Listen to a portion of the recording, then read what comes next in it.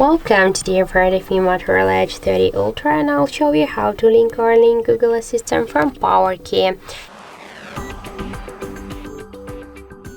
So now by double press, or by just press and hold PowerKey, the Google Assistant is turned off, and if you want to link it to the PowerKey button, we should open the settings application and then tap to the system and gestures.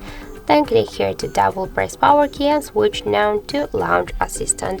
And now by double press to PowerKey, we can see that the Google Assistant successfully activated. If you want to turn it off, by the same way, go to the gestures to double press PowerKey and switch it to the noun. And that's it.